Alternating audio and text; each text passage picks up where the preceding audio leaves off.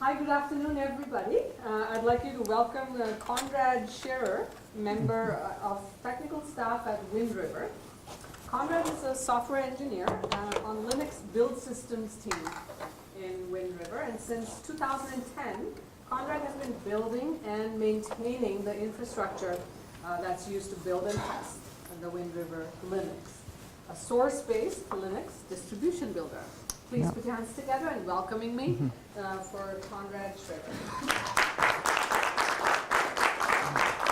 Thank you. So we'll just, here's the introduction, covered most of the I work, my official title is member of technical staff, but I think software engineer just covers it.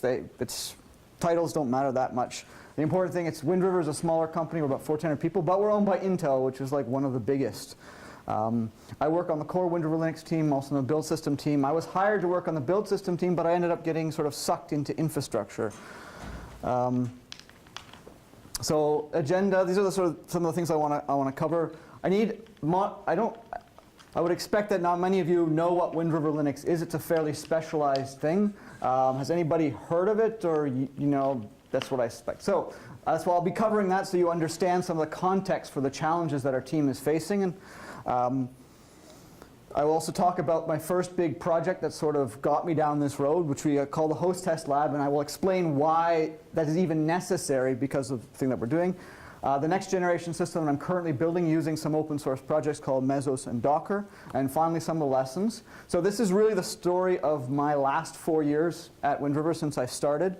How I basically went from a C++ developer working on an air traffic control simulator to now basically a system administrator managing 150 systems in my spare time while doing build system work. So if you're interested in that kind of thing, please join me.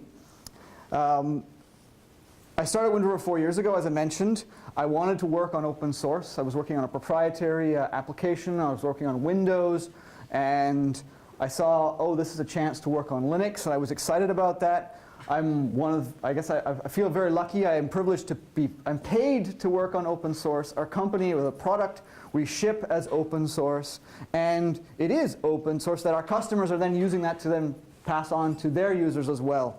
And I was building, my task is the infrastructure that we're using to manage all of that.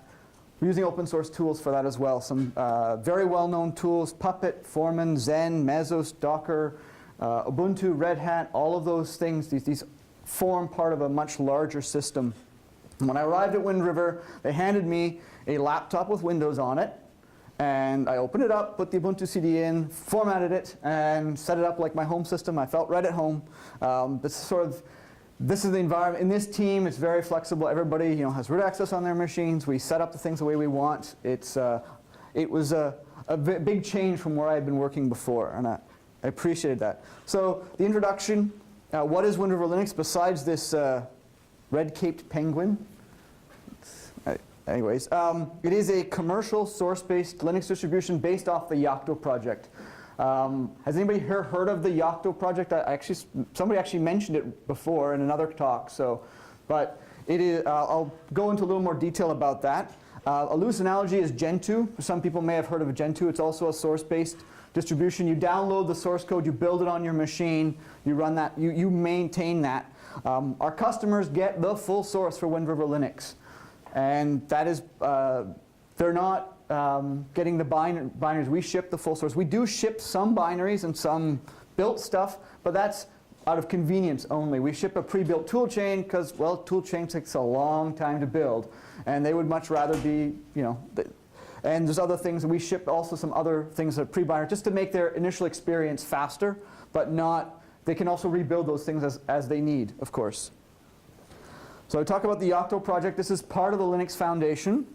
It is a complete embedded Linux development environment. That's what it says on the website. What does that mean?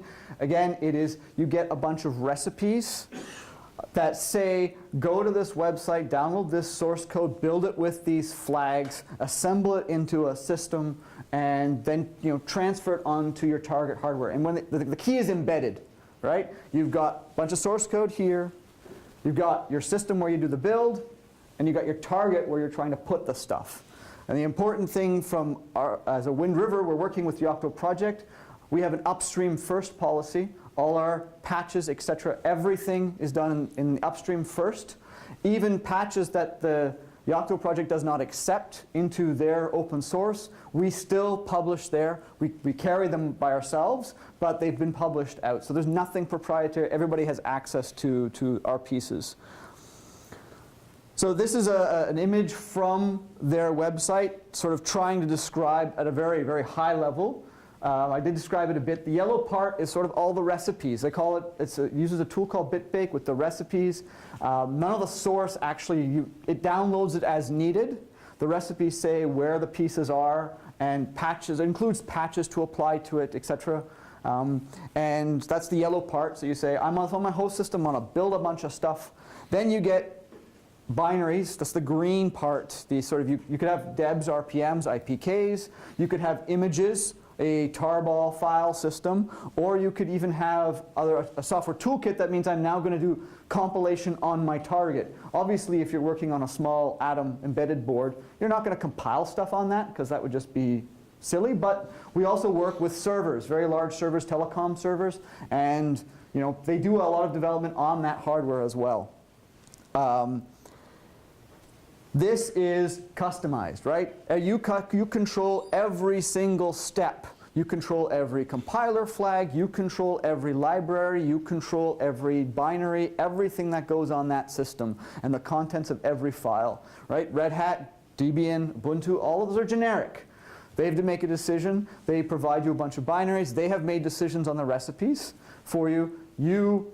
Most of those are pretty good. I use them myself. That's, we have different needs, but our customers are building for specific hardware, right? We don't ship a kernel plus an initRD that contains every single driver. We build a kernel specifically for a BSP or a board support package. So that could be an ARM system on a chip. That could be a PowerPC board that goes into a switch or something like that. So I'm just reading my notes. Again, we support specific pieces of hardware. We validate on that. We ship those things. So who are our customers? Who wants this? Who wants and needs this kind of control? So our main customer is telecoms. They have very strict latency requirements, very strict performance requirements. They only want specific things on the machines. They can't risk another process running on the machine and damaging their latency. And again, a lot of embedded, right? They want their things, things have to be small. They have an ARM system on a chip that they need fully supported. They want a kernel that they know will have all the right drivers, be validated for that thing, will have all the performance optimizations specifically for that, and they're willing to pay for that ahead of time, not to have to do that kind of work themselves. So we are primarily x86 because we're owned by Intel. It should be fairly obvious, but we still have a lot of customers on ARM, PowerPC, MIPS, all the other architectures as well. That's part of the challenge of a source-based distribution. Our customers are looking for, again, the board support packages, the BSPs. They're looking for the validation. They're looking for long-term support. We support every release for 5 years with extended support to 10, which is a huge challenge, but people are willing to pay for that. And again, customizability. You control everything, every bit that goes on the machine. Who is our competition? You can tell a lot about who your market that you're in by who's competing with you. There are other companies providing this kind of support, Mentor Graphics and some other ones. But main competition is roll your own. Some of the big telecom companies, some of the big companies, they actually have in-house staff that manage their own internal Linux distribution and have the resources that they can dedicate to that. And a lot of embedded companies, they will just grab Debian for ARM, slam it onto a board, get it working, ship it, forget about it. They don't care about, they don't need that long-term support, they don't need the optimizations, they just want to get it working and out the door. So if suddenly those customers need more, they want updates, they want something to, they want new features on that their customers are demanding, security fixes and things for that, then suddenly moving to a commercial distribution, something with the support, then makes more sense. Our customers are enterprises, and enterprises work differently. This was a big surprise for me. When I left university, I had done some co-op terms in smaller companies. They work, it's very loose. You get your own, it can be a lot looser how things work, but when you have a company of tens of thousands of employees, they work differently. And they are not in the habit of adjusting to the suppliers' demands, right? They put their demands on the suppliers. And two of the big requirements that they have that had surprising consequences on the design of Wind River Linux and the Yocto project are things like we cannot assume that the people inside the company have internet access. They could be restricted, could be firewalled away. They could be working in a secret facility or a locked off room for something. We can't assume that we can just go, download, do a pip install here, and off you go. We can't assume that. So that means we need to ship all the source code and all the binaries that we ship and all of that stuff. So I think we're currently somewhere between 5 or 6 DVDs, but that depends on how much stuff. But it is a constant struggle to try to keep that size down and keep people up to date, because if it's just a small update, then we can ship, but how do you keep that small? How do you deliver it? It requires a lot of work. The other restriction is that we can't assume that our users have root access. I mean, I assume most of you, if you're having your own Linux box, of course you have root access. You're used to being able to just sudo change the system, make it do what I want.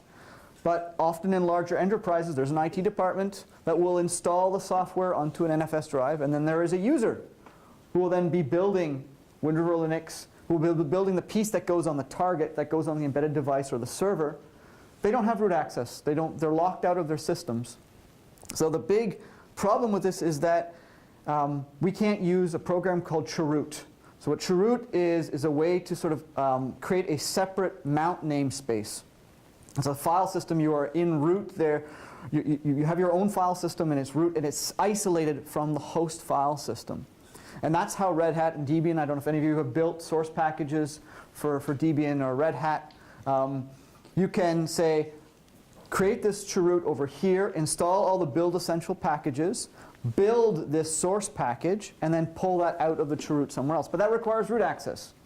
So we can't impose that upon our customers. So when we do our builds on the host system, and our build process has full access to the host system. So if there's a recipe for an open source project out there that says, include user lib blah, it will actually grab that from the host file system. And if it's a different version than we tested on a different, so the one on SUSE happens to be version 4, and the one on Ubuntu happens to be version 6, and 6 changed some things, the build will break on 6, on Ubuntu.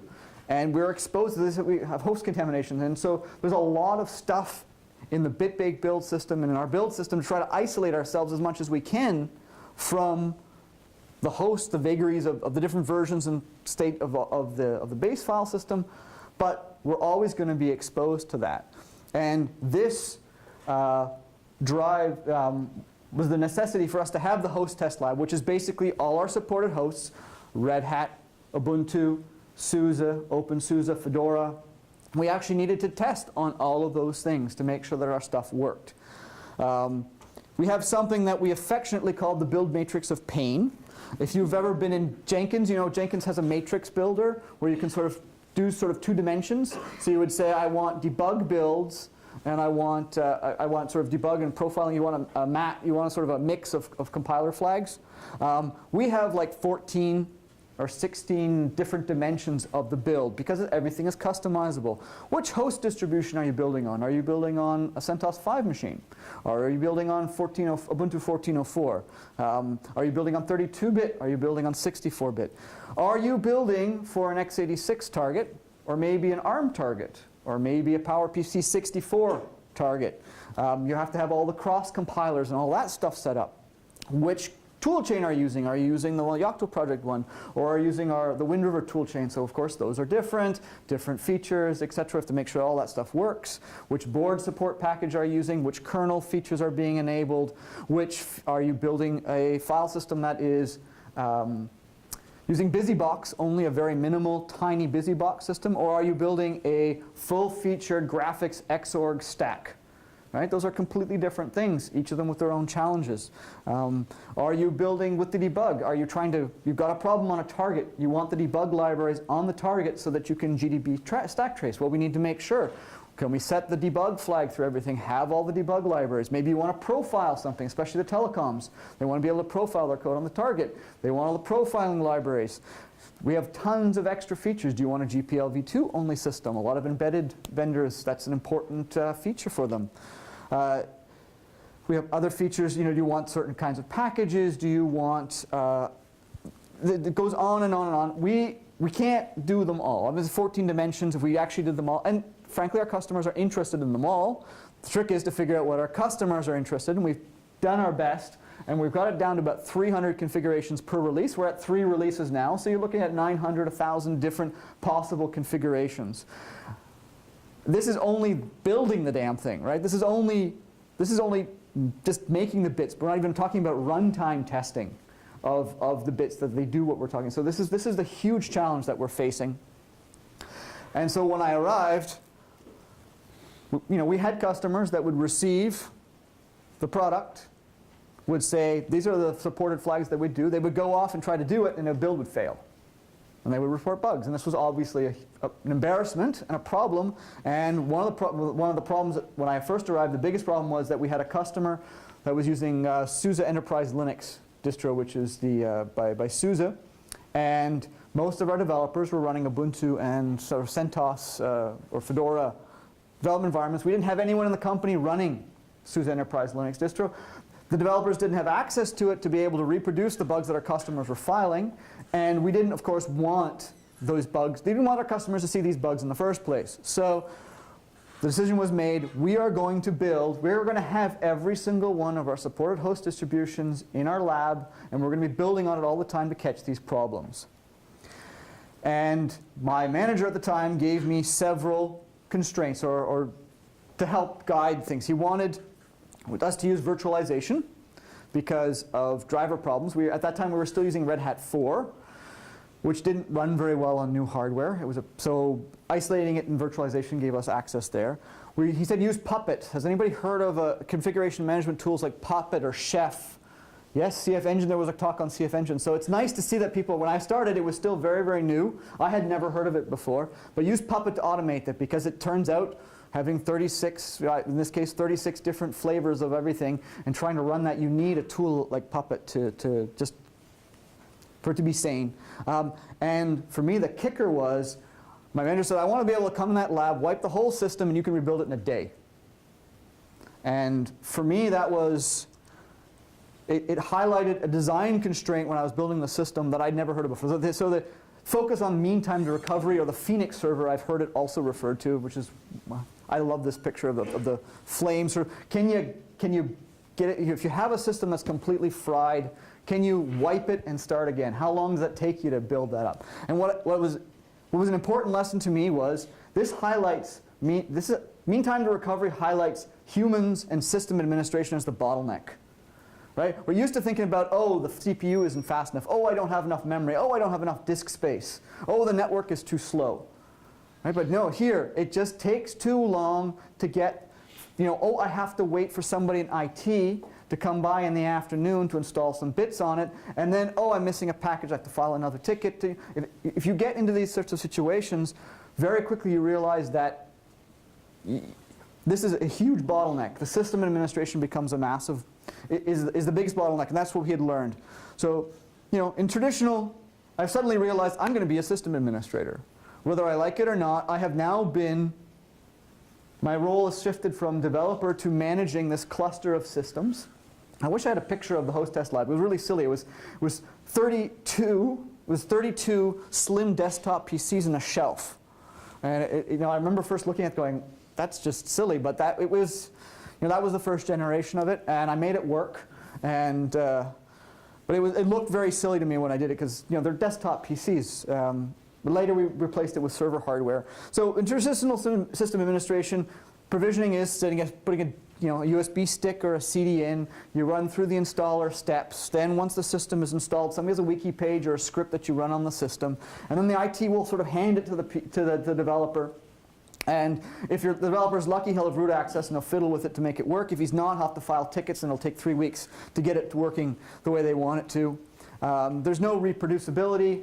If you give IT 10 machines, you get 3 different. If you're lucky, you get 3 different setup styles. If you're not lucky, you get 10. I have experienced that. We had a rack of 16 blades, and all 16 were configured slightly differently. It's brittle. You have no idea what state these things are in. If a machine fails a build, is that because it wasn't set up properly, or is that because the hardware is busted, or is that because the user made an error? And of course, it takes a long time. So I started plowing into Puppet, reading lots of stuff, and then I realized, oh, this is not an old problem. People have solved this before. There's lots of interesting tools out there. Some of them, you can automate provision. You get the bits on the disk. Tools like Crowbar, Foreman, Cobbler, Razor. I ended up using Foreman and Cobbler. I'll talk about Foreman. Configuration management. How is the system set up? What packages are installed? What services are running? How are the files set up? All those sorts of things. So there's lots of tools now that do that. Puppet, Chef, Ansible, Salt, CF Engine. Right? These are amazing tools, amazing communities. I'm going to talk a bit about Puppet because it has been so important to my work. Monitoring. It's not enough to say, oh, I've got this Puppet running stuff on it. I actually have to get the computers to check that things are actually happening. Are the disks full? Those sorts of things. And there's tools, Nagios, I'm using Nagios, but there's also Sensu, Ichinga, Shinken. There's tons of solutions around this. Once you get this up, your systems are reproducible. You can wipe the system and have it come up the way it was in a couple hours. All the tedious work is eliminated. I think the first talk he talked about the present in hand. I can start a Pixie boot on the machine, and 2 hours later it has joined the cluster doing builds, and I didn't do anything. And when I get that working, it's like every time I do that, it's like, yay! I didn't have to. There was a whole bunch of stuff I didn't have to do. The payoff threshold. This is a lot of work to learn all those tools. Like, when does it pay off? And in my experience, somewhere between 10 and 20 systems. If somebody hands you 10 or 15 systems and said, make a system out of it, if you take the time and learn those systems, you will, by the time you hit system 10, if you've been doing it manually, you would have been able to do it. You're actually ahead of the game. It doesn't feel that way at the beginning. And then there's payoffs and all kinds of other things that come. I'll try to mention some of them. So Foreman, I'm quickly going to introduce some of the tools that I use. I sort of stumbled across them. They're completely open source. They have fantastic communities. It makes it so much more pleasant when you can just log into an IRC or talk or do these sorts of things. So Foreman is about getting the bits on the disk. You're given an empty box, or you want to re-image it or whatever. You want to wipe the disk, have it set up in a certain way. Foreman it can handle Red Hat, Fedora, SUSE, Ubuntu. Handled all the flavors that I needed. It leverages the native installer, so it uses Kickstart, Preseed, AutoYast, those sorts of things. So you're working within the existing systems. You're not trying to build images or trying to use a third-party installer that's not necessarily supported. And for me, the best part is it's templated. You can template the Kickstart. So I could actually install CentOS, a Red Hat 5, 6, 7, Fedora 16 through 20, all with one Kickstart file. It would say, oh, this is supposed to be a Fedora. Insert the right incantations for each flavor of the thing. But that meant I only had to manage one text file, and that text file is in source control. This is a huge, huge win rather than having to manage images separately or something like that. It installs just enough, and it understands that it's in a larger world of configuration management. It just puts just enough on the disk to run Puppet or Salt or Chef. So you don't have to do much. You just enough to get the machine booted, run the basic operating systems, get Puppet going, and the rest, and then it steps out of the way. Puppet is both a language and a tool. It allows you to say, I want this package installed, I want this service running, I want these sorts of things hooked up. And then you take the tool and say, make this system like that. It's much more like a make file than a iterative programming language. So it takes a little bit of getting used to, but it has lots of programming language features like modularity, inheritance. There's all kinds of extensibility. It has its own reuse system. And there's thousands of modules on the Puppet Forge. So you can benefit from other people's experience with installing things like Redis, let's say, or Postgres, or those sort of things. You just download the modules, you can verify them, tweak it for your environment, and bam. It makes it a lot. And the community is great. There's a great ecosystem building up, support with VMware and Amazon and all those other things. So this is a new world. It's called infrastructure as code.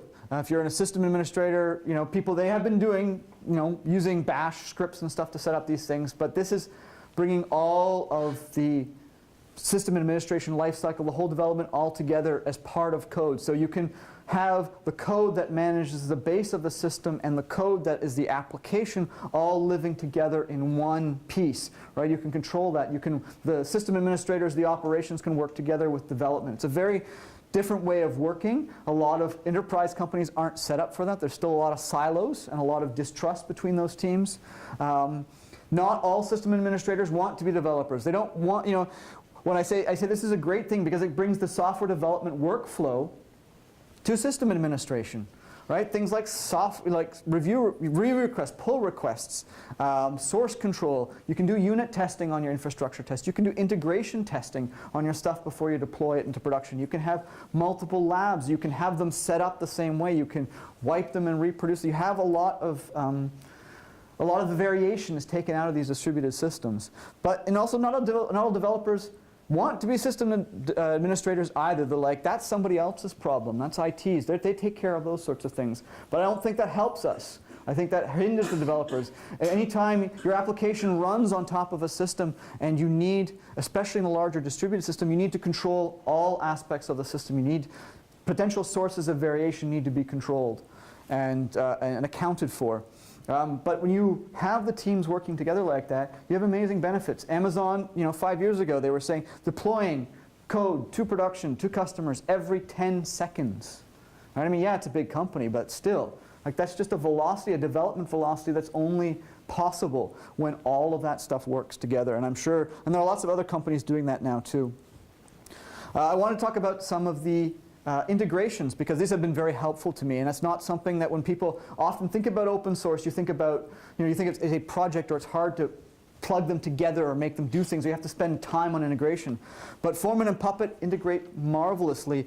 Foreman doesn't try to do something that Puppet does. Puppet doesn't try to do the stuff that Foreman does. They sort of know, they don't physically know about each other, but the developers do. And they integrate well with each other, and it made it like it's one system, which was fantastic, and it made my life so much easier. I'm going to speed up. Monitoring. Just because you have Puppet code doesn't mean it's code, it means it has bugs. So you need to run checks on it to make sure that it's doing what it's supposed to. NTP clock sync. Yeah, I've got NTP running, and it's configured properly, but are the clocks actually in sync? Right? A Puppet can't tell you that, but a monitoring tool like Nagios can. Are the disks full? Right? That's useful information. You need to do this. And again, Nagios and Puppet work really well together. Puppet can generate all the Nagios configuration. If you've ever tried to use a tool like that, it's an old tool, but it's a good one. But the config files are an arcane, annoying format, very difficult, brittle to maintain. But if Puppet is generating it all, suddenly the tool becomes more useful. Puppet is the source knows about all the system. It can generate that. And again, your Nagios checks are automatically kept in sync with the system. If you deactivate a node, it automatically removes the checks. You're not suddenly going to have to go in and remove the failing checks from Nagios separately. This is a huge thing. The feedback loops are so important. Right? It's from a biological, in the sense that biology has a concept of a negative feedback. Negative feedback loop stabilizes. When you have your distributed systems, that you cannot reason. A lot of distributed systems get to the point where you cannot reason about the state of the system. It's not possible for a human to understand how the system actually works. You start getting emergent behavior. And the only way to really control these things is to have these multiple feedback loops feeding into each other to stabilize the system. So I have a Nagios check that fails because my NTP clock went out of sync because I had a bug in my Puppet code. So I fix the Puppet code, then the NTP clock sync, then I have this other Nagios noticed that something else failed because the package got updated or whatever. Now I go into Puppet, I make sure I pin the package to the right version. All of this helps to stabilize the system. And I'm now, like I said, I'm managing 150 systems in my spare time because I have been able to, reduce the variation and have it cover the pieces. And you need these sort of multiple feedback loops. So it's hard to talk about how all this stuff fits together. I've tried to sort of do it, but I'll just run through it. I'll try to run through it quickly. You're given a box, has windows on it, or something you want to get rid of. You can go into Foreman. You add some of the basic information, MAC address, etc. This is assuming a network is Pixie. There are ways to work around it, but it's nice. You tell Puppet that this host is going to be a builder, a Git server, a Jenkins server, a Jenkins slave, whatever. The nice thing is Foreman generates all the Pixie configurations. I don't know if anybody here has dealt with Pixie booting and those sorts of things. It's a bit of a pain. You have a TFTP things to. It does all of that for you automatically, which is so nice. You Pixie boot the system. It loads the proper installer, in this case the Ubuntu installer, gives it a templated pre-seed. This gets formatted. All the package gets installed, completely automated. It reboots, comes up, Puppet runs, all automated. It configures the system as you requested. Bam. Then Nagios gets updated with the new checks, starts running new checks on the machine. All completely automated. When it works, it's lovely.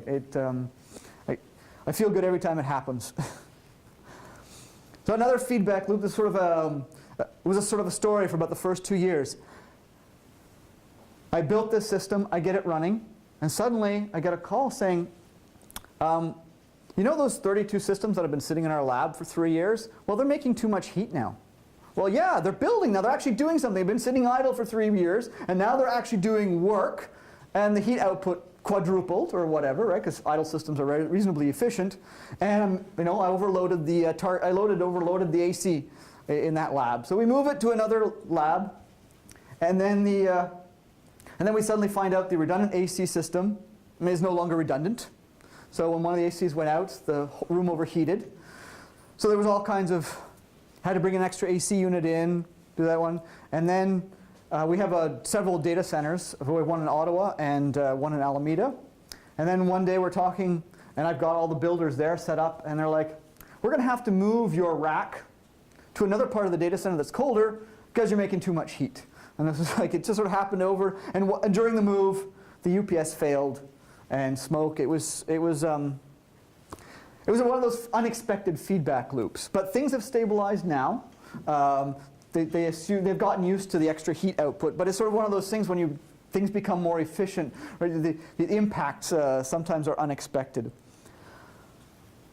My problem was that the problem I was trying to solve was increased coverage. Right? Our customers should get stuff that builds and works. My job wasn't to build a distributed cluster, right, or a distributed system, or build a Puppet system. My job was to make sure those failures are found and fixed before our customers. And we had this shell script, about 1,000-line shell script, that would just run through, you say, here's a list of 10 configurations, run through them all in loop. And me, it was like, my tendency is to build big, or to think over engineer things. But we looked at this script and I said, wait a second, I've got all this Puppet stuff, all these machines are up and running. I can just use Puppet to deploy this script to all these machines, and we can do all these configurations. And suddenly, this 1,500-line shell script, not very pretty, but custom for building Wind River Linux, was now building 2,000 configurations, different configurations a day. Over about a 1-year period, it sort of ramped up. And suddenly we were getting all this coverage. Yeah, there was a huge flood of build failures that we didn't know about and these sorts of things. But it was a big lesson to me, saying sometimes a simple solution can be pushed quite far and still be very effective. And there's a lot of, sometimes I have to remind myself of that. And again, we have 1,000 configurations. We can't build them all. You can't say, oh, if I trigger a change here, now build 1,000 configurations. It doesn't work that way. We don't have the resources for that. But if we just choose one at random, and every machine chooses at random when it has capacity, we actually get full coverage twice a day, 3 times a day, and that's good enough. And that was another lesson, right? Sometimes randomness can produce a very simple solution and get you where you need to go. And Git, I mean, I love Git. Anybody here who's, if you're not using it yet, you will fall in love with it later. It is, not only is it a source control system, it is also a distributed file system. Amazingly enough, if you have a shell script that lives in a Git repo and it can update itself, and has its configuration in, say, another Git repo that it can update auto, you now have a distributed file system. It's robust because it's local. And this is how we distributed our configurations. We suddenly had a collaborative way of adjusting the configurations and the work of this and what the script was doing. But suddenly, I didn't have to set up an NFS server and worry about locking across geographic regions.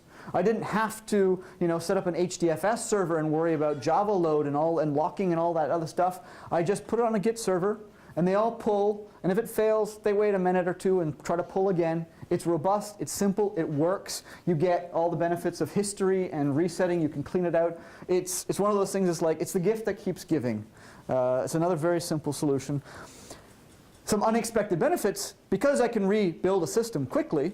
We thought, well, let's take the disks and RAID 0 them, because that'll give us more build performance. That'll give us more I/O performance, right? Everybody, the normal solution, the normal reaction is, well, you can't RAID 0 them because you lose a disk and the machine is gone and it's going to take a long time to rebuild. I'm like, I don't care. I can rebuild the system in the background in over 2 hours, right? I don't care about that. And suddenly, all the I/O bottlenecks went away, and suddenly the machines could now push through more builds. And we're like, oh. And then we find out that the builds weren't being held back by CPU, memory, or I/O. They're being held back by internal build serialization within the Wind River Linux build project. Nothing else can build until Perl is done, right? You can't have, because there are lots of things that rely on Perl, like automake and stuff. So, but Perl builds serially. So we have to wait till Perl is done, and then we can build the rest. But that's a problem we know, that's a software problem. And suddenly we had changed what used to be a hardware problem into a software problem that we could solve. That was a huge benefit.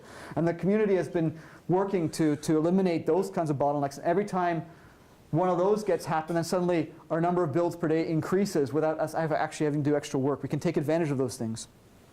So of course there's limitations to this, right? The host lab didn't have enough room for all the releases. The build cluster was sort of split between releases. There's no easy way to move stuff around. It was doing coverage builds, only we wanted something else. We wanted to be able to do more. So I don't know if anybody here has heard of Docker. It's been really big, and there's lots of people have heard of Docker. Well, so Docker gives us essentially the host test lab, but on every single system. Right? I installed Ubuntu 14.04, but I can now run a CentOS 5, 6, Fedora container on those machines, get the effect of virtualization without the overhead. I did some tests in building inside Docker on a bind mount. No performance overhead. I think it's a total testament to the Linux kernel developers that you can have a process inside a Docker container, network namespace, mount namespace, PID namespace, all that stuff with no overhead. Amazing stuff. And developers can now easily reproduce the development environment. If the build is done in a Docker environment, a developer can grab the Docker environment and do the build, and they have the same stuff, right? Amazing things have happened in last week or 2 weeks ago. Microsoft announced the support is going to re-implement Docker support for Windows. It's just blowing my mind here. It's just crazy stuff that this is an amazing project to watch, and it solves a big problem for us. And when combined with Apache Mesos, this is probably less people have heard of. This is more data center. There's a guy doing a data center talk here that I missed, unfortunately, but I think this is the future of the software data center. Now, you're probably not many people are exposed to this. So the idea is it's a data center OS. So if you think of an operating system running on a machine, right, it's got, let's say, 4 cores. It has an OS scheduler that has to schedule which process is running on that core, on which core, and how to handle all of that. It makes decisions based on which processes are running, which are locked, maybe power efficiency, all those sorts of things. Now, what if you were to move that out another layer of abstraction? You've got 100 boxes, you've got 100 systems, independent systems, but you want to schedule work over them. And Mesos provides that layer of abstraction. And it does cool things like it has high availability tools. So if the masters die or things get restarted, it's all able to restart and accommodate those kinds of failures. It generally provides this abstraction of a single pool of resources. And massive efficiency gains are possible when you don't have the pool sort of segregated into different pieces. What often happens is one pool is overloaded and one is not fully loaded. Right? And it would be much nicer to be able to scale elastically, out to the load that one project needs and keep things maximally utilized. And it's also a very new project. Same with Docker. There's lots of changes coming in. I think every release broke stuff for me, but that's okay. It's working well. And so I'm creating something that I call Raxel, because WR for Wind River, and Raxel because, I don't know, it sounded cool, and it wasn't, the domain name wasn't taken. So the idea is I split you can specify custom resources. So I say I have high priority and low priority tasks, or tier 1 and tier 2. And different machines can handle different amounts of tier 1 and tier 2 tasks. I always run batch jobs, tier 2, low priority on the system. But if a high priority one comes along, I can give it a higher C group priority. I don't know if you're familiar with C groups, but I can say that the low priority ones have priority 100. And then the Linux kernel scheduler will schedule them at 50-50 because they both have 100. But if a high priority comes in at C group priority 400, suddenly it will get 75% of the CPU versus the 200 for the other two. It will dynamically adjust that. So I can keep my machines fully utilized, but still available for high priority items at the same time. And this combination is amazing to me. I suddenly have full control over something I didn't have to. And there's so many knobs and things and sliders to push around and to play with, but I'm having a lot of fun with this. And I can adjust. I can say on the big machines they can do more batch jobs, or these old machines can only do some of this high priority. It gives me a lot of flexibility and to really push the massive. And combined with Docker, I can now do runtime testing on these machines. I can do developer builds, all kinds of things. And I've been playing with adding a task queue functionality to that as well. So. Yeah, so we'll get to some of the lessons, some of the things that I've learned I want to share. Mean time to recovery. When you're building a distributed system, failure is inevitable. You have to build for it. And one of the ways you build for it is, how do we recover? How fast can we recover? This is something you can track. This is something you can measure. This is something you can test. And it will force you it'll force you to write down what the procedures are, if there are procedures, and you automate as much as you possibly can. This will pay off. The payoff on this is huge. It doesn't feel like it at the beginning, but this has paid off so much as I go. As the system, it allows me the system to change much faster, and the benefits are huge. Distributed systems need multiple feedback loops. We've had some situations where a bug will disable something, and we don't notice until a second system that's checking up on it says, wait a second, wasn't this supposed to be working? So, it's code. Code has bugs, have multiple feedback loops. They help that negative feedback, of that stabilization of the system. It's valuable, and it will saved our butts a few times. Surprisingly, integration is in my experience, integration between the tools has been a real strength. These projects work well together, understand their roles, and they work together like one big system. I didn't think I would be able to say that 4 years ago. I thought, oh no, I'm going to have to fight with this one and tweak it, but these systems that I've had there, they work well together. I've found lots of times when I can select integration actually between projects as one of the criteria for selecting an open source project, and I found that the communities are surprisingly open to working to accommodating other things, other projects. And the last lesson, keep it simple. Sometimes you just got to push a simple solution a bit further, and you'll be I'm always pleasantly surprised. I've been pleasantly surprised several times how far I was able to push a simple solution and actually get real stuff done. I didn't need something big. Obligatory thing. We are hiring. If you're interested in open source, Wind River Linux, haranguing a Linux distribution, getting all that stuff together into something coherent. We have jobs. We have an office in Ottawa. and Alameda, California. I'm not sure if they're remote hire possibilities. We're working on some very cool virtualization stuff, preempt RT kernels, real-time stuff. There's other projects in there besides just the core Linux group that I'm on. And so thank you for listening to my story. I hope some pieces of it were interesting to you.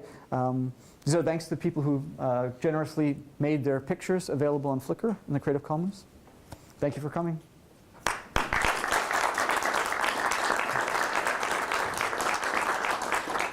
Any questions? Thank you very much as a token of appreciation. Okay, thank you so much. Seneca. Thank you all. Thank you.